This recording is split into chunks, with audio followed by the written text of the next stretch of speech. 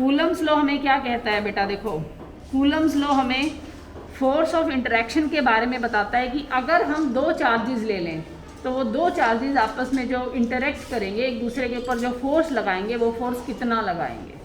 ठीक है, दो हमने चार्जेस ले लिए, एक मान लो पॉजिटिव चार्ज है, दूसरा मान लो नेगेटिव चार्ज है, तो दोनों क्या करेंगे, एक दूसरे को अट्रैक्ट करेंगे, यानी इन दोनों फोर्सेस के बीच में, इन दोनों चार्जेस के बीच में कुछ ना कुछ फोर्स ऑफ अट्रैक्शन लगेगा।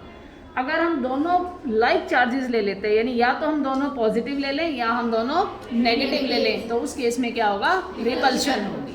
लेकिन किस फोर्स से वो एक दूसरे से रिपेल करेंगे ये भी हमें कूलम्स लॉ के थ्रू ही पता लगता है। तो ये फोर्स किस पे डिपेंड करता है, देखो नोट्स में हमने लिखा हुआ है बेटा कि ये फोर्स डिपेंड करता है चार्जेस के मैग्नीट्यूड पे, कि जो हमने चार्जेस लिए हैं उनका मैग्नीट्यूड कितना है। ठीक है, जितना ज़्यादा मैग्नीट्यूड के चार्जेस लोगे उतना उनमें फोर्स ऑफ इंटरेक्शन भी उतना ज़्यादा होगा। फोर्स ऑफ इंटरेक्शन, इंटरेक्शन लिखा है मैंने, it may be attractive, it may be repulsive in nature, ये अट्रैक्टिव भी हो सकता है और रिपल्सिव भी हो सकता है।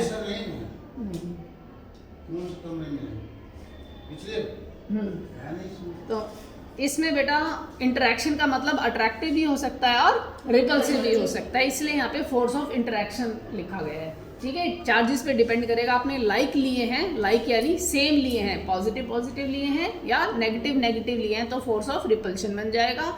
अगर आपने एक पॉजिटिव एक नेगेटिव लिया तो फोर्स ऑफ अट्रैक्शन बन जाएगा। तो ये आपस में जो फोर्स ऑफ इंटरेक्शन है किस पे डिपेंड करता है, डिपेंड करता है चार्जेस के मैग्नीट्यूड पे। साथ में it is inversely proportional to the square of the distance of separation between these two charges. जो आपने दो चार्जेस लिए हैं, इन दोनों चार्जेस के बीच में जो डिस्टेंस ऑफ सेपरेशन है उसके स्क्वायर पे डिपेंड करता है।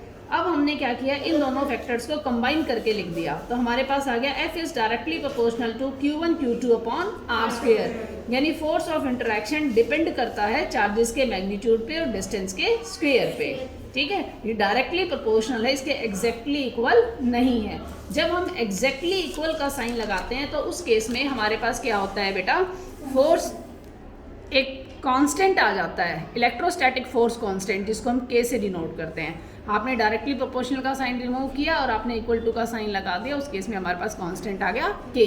तो कूलम्स लॉ हमारे पास क्या आ गया, F is equal to K Q1 Q2 upon R square. अगर हम SI यूनिट्स की बात करें तो SI यूनिट्स में इस K की जो वैल्यू है that is 1/4 pi epsilon not.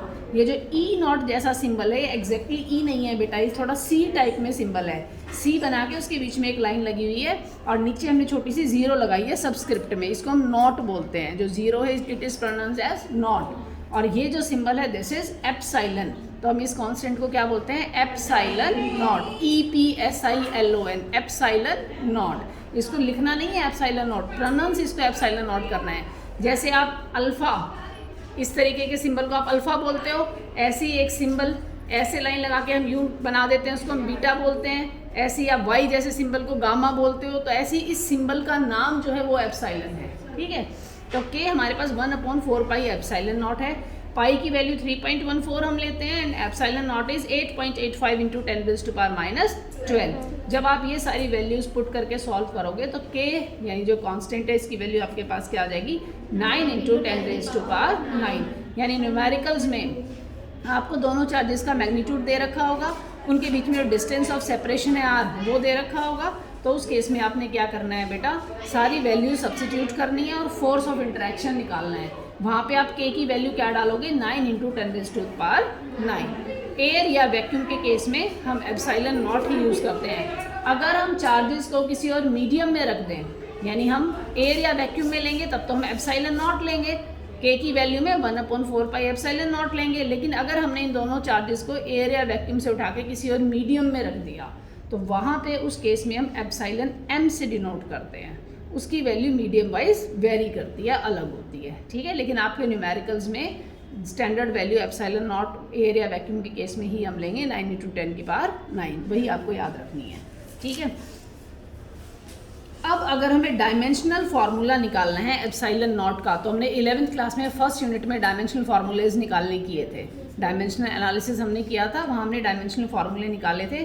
तो एप्सिलॉन नॉट का आपने डायमेंशनल फार्मूला निकालना है। सबसे पहले आप कूलम्स लॉ लिख लो, यानी F = 1/4 pi epsilon not Q1 Q2 upon R²। हमें एप्सिलॉन नॉट का डायमेंशन निकालना है, तो इसको आप लेफ्ट में ले जाओ और फोर्स को आप नीचे ले आओ।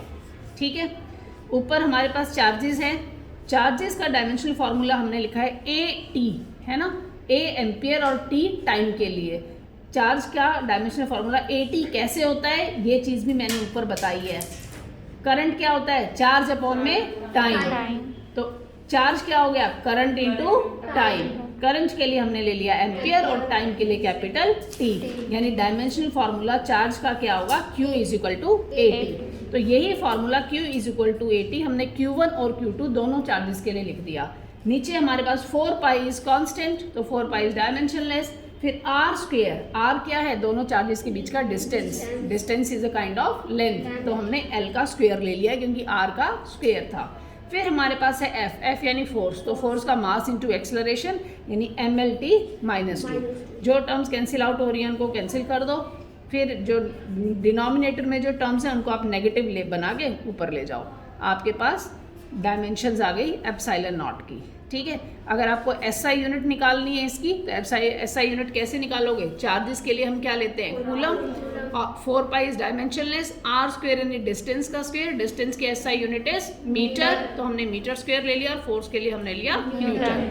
इन दोनों को आप ऊपर ले जाओ, आपके पास ये SI यूनिट आ जाएगी एप्सिलॉन नॉट की। ठीक है, फिर हमने डायमेंशनल फार्मूला निकाला K का। ठीक है, डाइलेक्ट्रिक कांस्टेंट जो है इलेक्ट्रोस्टैटिक फोर्स कांस्टेंट K, इसका हम डायमेंशनल फार्मूला निकाल रहे हैं। तो F = K Q1 Q2 upon R²। ये हमारे पास कूलम्स लॉ है, यहाँ से हमें K की वैल्यू निकालनी है, तो बाकी टर्म्स को आप लेफ्ट हैंड साइड में ले जाओ, हमारे पास K आ गया। फोर्स की dimension mLT-2, R² is distance का स्क्वायर यानी L², and Q1 Q2 is ampere into time. नीचे एम्पियर टाइम 2 बार है, इनका स्क्वायर हो जाएगा। फिर आप इनको न्यूमरेटर में नेगेटिव का साइन लगा के न्यूमरेटर में ले जाओ। हो गया, कर लोगे। अगर आपने इसी फोर्स की SI यूनिट निकालनी है, फोर्स की SI यूनिट नहीं, हमें फोर्स की SI यूनिट क्या होती है, न्यूटन। अगर हमें जो डायमेंशनल कांस्टेंट है K, इसकी SI यूनिट निकालनी है, जिसका हमने डायमेंशनल फार्मूला भी निकाला, अगर उसी की हमें SI यूनिट निकालनी है, तो K को आप एक तरफ रखो, बाकी सारी टर्म्स आप दूसरी तरफ ले जाओ। आपके पास K आ जाएगा F R² upon Q1 Q2। तो फोर्स की SI यूनिट क्या है, न्यूटन। डिस्टेंस के लिए हमने ले लेंगे मीटर, और चार्जेस के लिए कूलम इंटू कूलम, तो हमने कूलम स्क्वायर लिख दिया। इसको आप ऊपर न्यूमरेटर में नेगेटिव साइन लगा के ले गए, तो ये हमारे पास SI यूनिट आ गई डाइलेक्ट्रिक फोर्स कांस्टेंट की। ठीक है, नीचे एक न्यूमेरिकल दे रखा है बेटा कि हमने 2 चार्जेस ले रखे हैं, दोनों चार्जेस का मैग्नीट्यूड बता रखा है कि 2 म्यू कूलम और 4 म्यू कूलम है। ये जो कर्सिव वाला U बना हुआ है ना, इसको हम न्यू बोलते हैं, 2 न्यू कूलम। इसकी वैल्यू हमारे पास क्या होती है, 10⁻⁻⁶। तो एग्जाम में न्यूमेरिकल इसके ऊपर आएगा, कूलम्स लॉ पे ध्यान रखना, और वहाँ पे ये सिंबल दे रखा होगा। ठीक है, तो सिर्फ 2 और 4 नहीं लेके चलना, न्यू सिंबल साथ में दे रखा है, तो उसको 10⁻⁻⁶ लिखना है।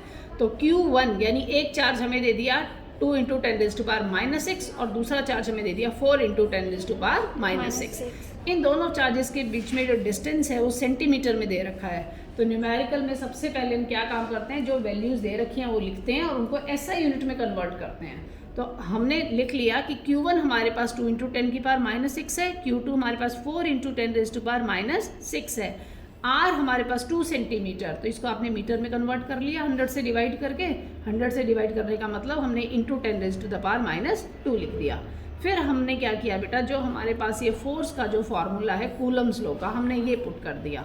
ये हमने लिखा, फार्मूला हमेशा लिखना होता है, सीधा वैल्यूज़ नहीं लिखते, पहले लिखते हैं यूजिंग कूलम्स लॉ, उसका आपको फार्मूला लिखना है। फिर 1/4 पाई एप्सिलॉन नॉट, इसकी जगह हमने क्या लिखना है, 9 × 10⁹। फिर Q1 Q2 यानी जो दोनों चार्जेस दे रखे हैं 2 × 10⁻⁻⁶, 4 × 10⁻⁻�6 डिवाइडेड बाय डिस्टेंस का स्क्वायर। ठीक है, जब आप डिस्टेंस का स्क्वायर करोगे बेटा, तो 2 का भी स्क्वायर होगा यानी 4 बनेगा, और 10⁻⁻2 का भी स्क्वायर होगा यानी 10⁻⁻4 बनेगा।